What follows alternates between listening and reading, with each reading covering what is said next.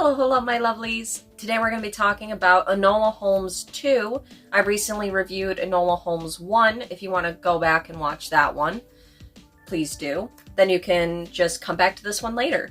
So, Enola Holmes is back in a second movie, and this one is even better, in my opinion, than the last, and I will tell you why. So without any further ado, grab a snack, grab a drink, and let's jump into it. Roll the intro.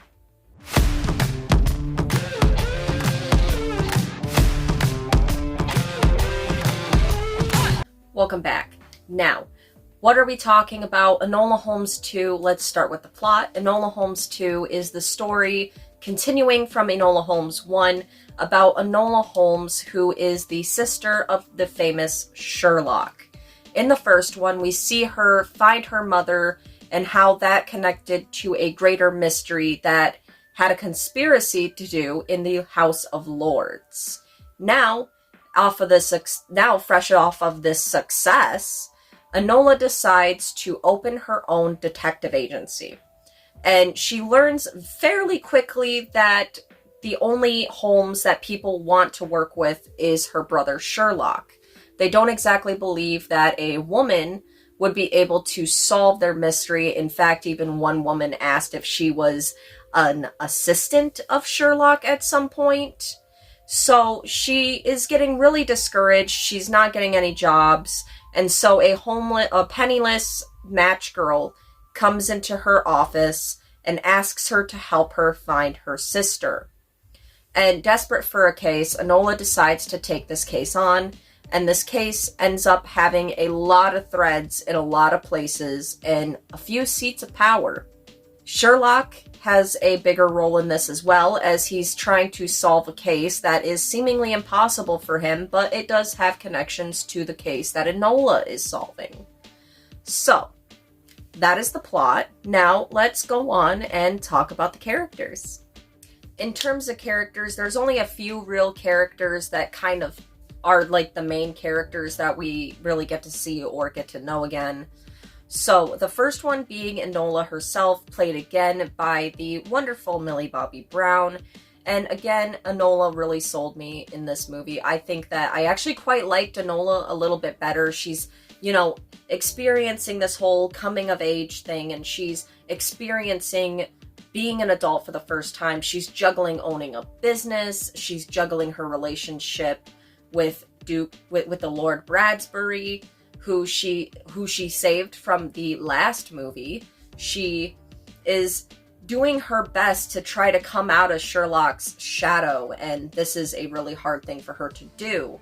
And I really liked her in this movie. She does have a few moments where she doubts herself, and she has to reach out for help, and that is kind of a hard thing for her to do, especially when it comes to her brother Sherlock, because she is, of course, trying to come out of his specific shadow when it comes to detective work, and she actually has to have help once from Sherlock because their cases connect, and they end up turning out to be solving the damn same case involving the same person, so they're kind of helping each other, because Sherlock also has a hard time asking for help. So through them kind of coming together and asking each other, hey, could you help me by any chance? I think that I have some clues that you might be able to help me with. And seeing both her and Sherlock's whole relationship grow through their shared love of this line of work was a really, really cool thing to see. And now, speaking of Sherlock, let's go on and talk about Sherlock. Sherlock, of course, again played by the amazing Henry Cavill, really did have a bigger role in this movie, and I loved that.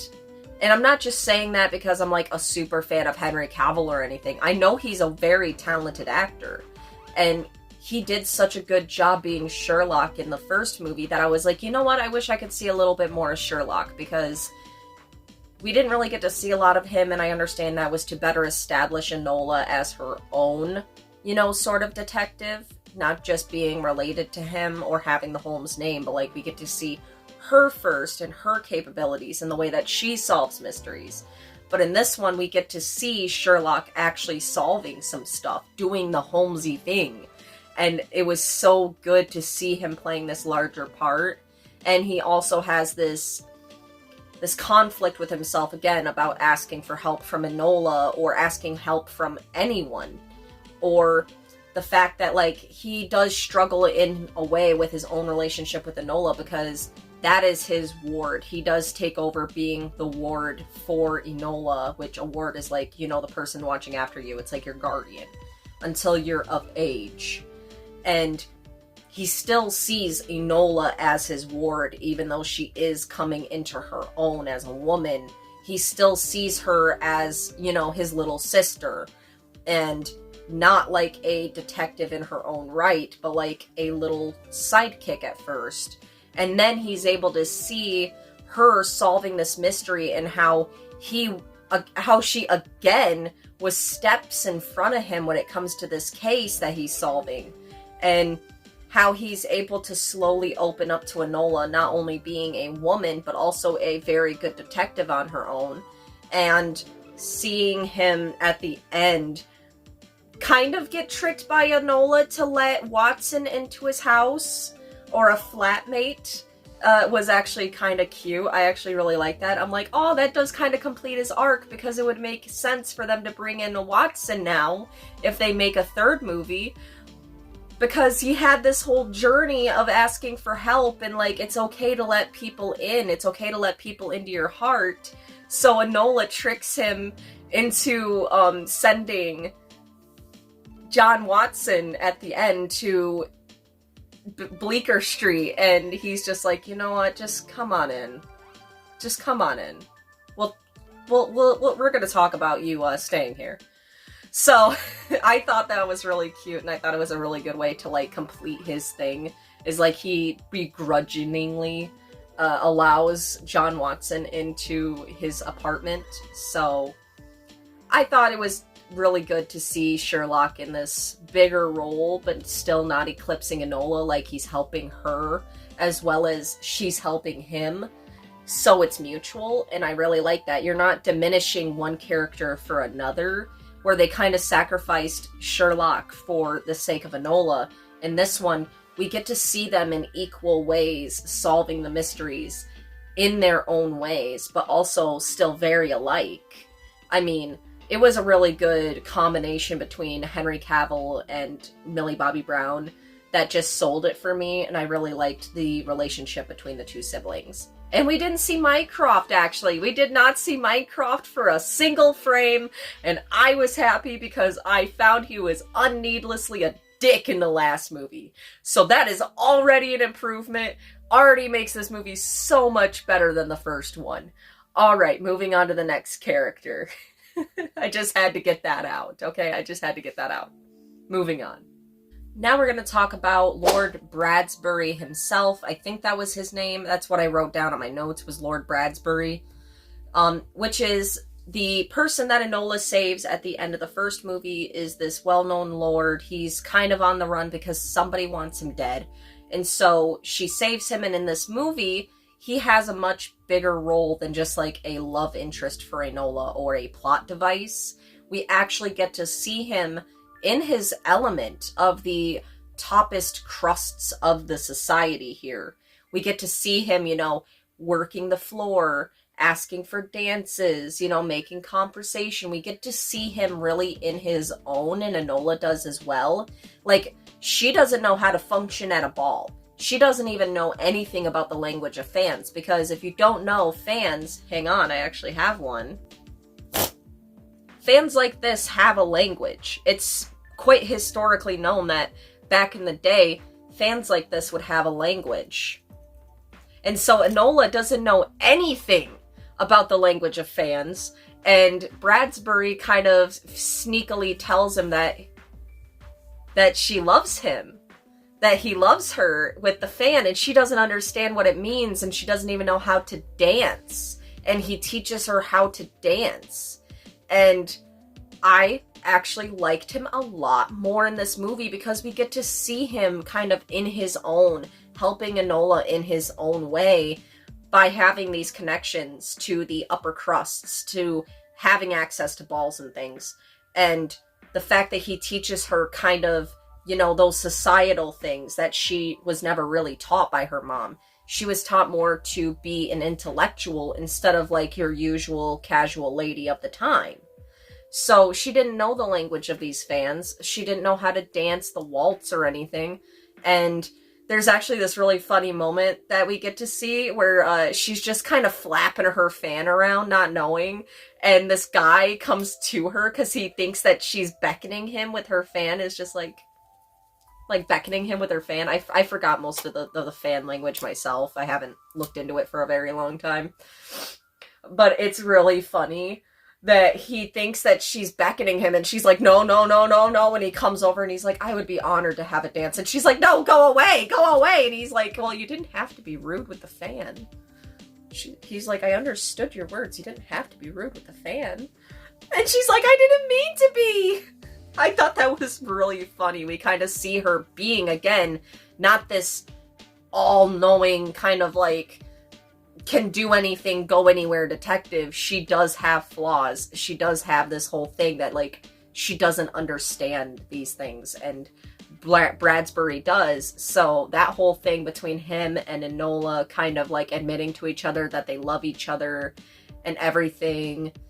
And she even teaches him how to punch, and that's how they're able to get the information that they need at the end of the movie, is because Lord Bradbury and Sherlock are fighting these guys while she's fighting the main guy, trying to get the information. And it looks like Bradbury might go down, and then he remembers the little lesson that Enola gave him about throwing punches, and he actually lands one, and it's like beneficial because he taught her how to dance and stuff, and she taught him how to fight. And that makes the relationship so much more even and connected, and I really, really enjoyed that. And now for the honorable mentions. As for the honorable mentions, Helena Boham Carter again slayed as the wonderful mother of both Sherlock, Mycroft, and Enola. She is still a wild spitfire of a revolutionary woman, and I fucking love her. I love Helena Boham Carter in this role. She is just the perfect choice. She was the perfect choice. And I have nothing else to say bad about her. So, now let's go on to the music of this movie.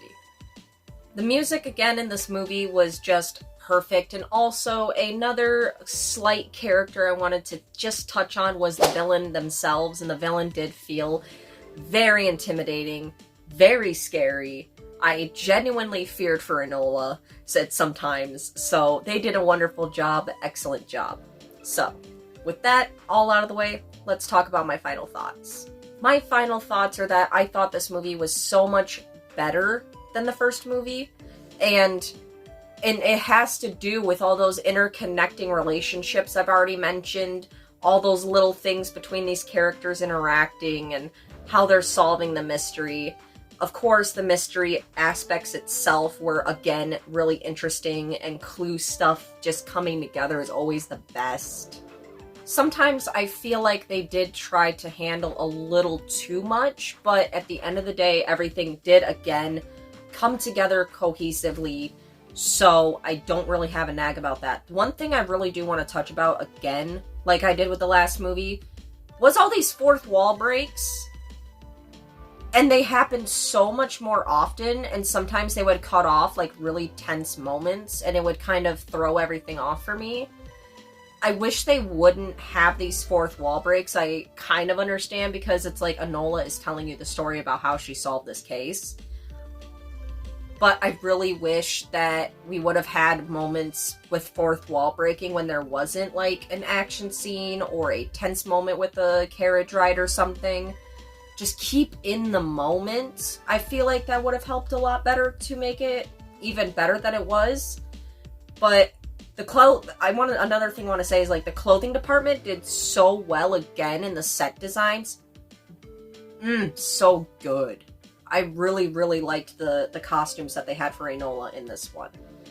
And the fact that they included the very real story of Sarah Chapman, who was one of the first women to make a a stand. She made a stand against matchbox companies when they were using different chemicals to make the match light. I forgot what it's called, but the thing on the end, the red or the white thing on the end, and this was making match girls sick back in these days. And this was the first time that a woman had raised a strike against the working conditions that these women were working in. So the fact that they worked that into the story was really cool, and I felt like it displayed a story of history that not a lot of people actually remember or even care about. So the fact that they worked that into the mystery was really cool. I found that a really cool aspect, and I feel like it did do justice behind the whole thought of the movement. Was like, there's this whole list of women and girls who have died making these things, and that the people are covering it up. And when she takes the stand, it genuinely feels like a real, like, strike kind of thing, because you've been through this whole journey of seeing these other main characters of this younger girl, this younger sister, and her older sister, who was the one that went missing. And it turns out that the reason why she went missing is because she's trying so hard to not let these women's names be forgotten. She's trying to avenge these women and these girls who were killed in this line of work, and she believes that they deserve justice for what they went through. And the company's covering it up and just saying that it's some kind of illness. I really did enjoy that aspect so much to this story, and it really does make you appreciate history sometimes, because, I mean, it did change the working conditions for people across the globe forever. So just putting that out there. Sorry, I'm still dealing with a cold. So here is what it says about Sarah Chapman on Wikipedia. Sarah Chapman, later Dearman, sorry, was one of the leaders of the 1888 Brian and May Match Girls strike. Chapman and the others involved in the strike have since been recognized as pioneers of gender equality and fairness at work, who left a lasting legacy on the trade union movement forever. So, she was born in the 1800s, and her role in it, in real life, because again, this was a fictional movie, it's not going to tell a story 100% to a T. I mean, we have fictional characters like Sherlock Holmes helping her with this case, so. In June 88, at a meeting of Fabrin Society, members agreed to a proposed boycott of Bryant and May matches in response to the poor factory conditions and treatment of workers. Freethinker and reformer Annie Besant later met with workers outside the factory to learn more, publishing an article, "White Slavery in London," in the Link of June 23rd. Although Brian and May attempted to coerce employees to sign statements rejecting the claims, the workers refused. On July 5th, 1888, approximately 1,400 girls and women walked outside to strike. The next day, 200 women marched on Bonavary Street, seeking support of Annie Besant. Chapman was one of these women who met with Bassett, securing her assistance and forming a strike committee. So that is what Sarah Chapman actually did. The women subsequently established a union, the Union of Women Matchmakers. The inaugural meeting took place in Symphony Meeting Hall on the 27th of July. 12 women were elected to the committee, including Chapman. It was the largest female union in the country. Chapman was elected the union's first representative to the Trades Union of Congress, and was among those who attended the 1888 International Trades Union Congress in London. So, that is what Sarah Chapman actually did in real life, and I really do appreciate that they worked that into this movie, because I feel like that's a story that not a lot of people talk about today. So, what am I going to give Enola Holmes 2? I feel like I'm going to give Enola Holmes 2 a 9 out of 10. I loved this movie. It was so cute. It was so good to me. So that is what I thought about Enola Holmes 2. What did you guys think about this movie? Please let me know in the comments below. I love you all so, so much. I don't just talk about this stuff. I also talk about books, movies, TV shows, anime, anything that I find interesting. I might make a video about the new Bendy in the Dark revival soon. So keep an eye out for that if I make it. I might forget. I am quite forgetful. So yeah. Let me know your thoughts about this movie in the comments below. I love you all so, so much, and I hope you have the best day. Bye.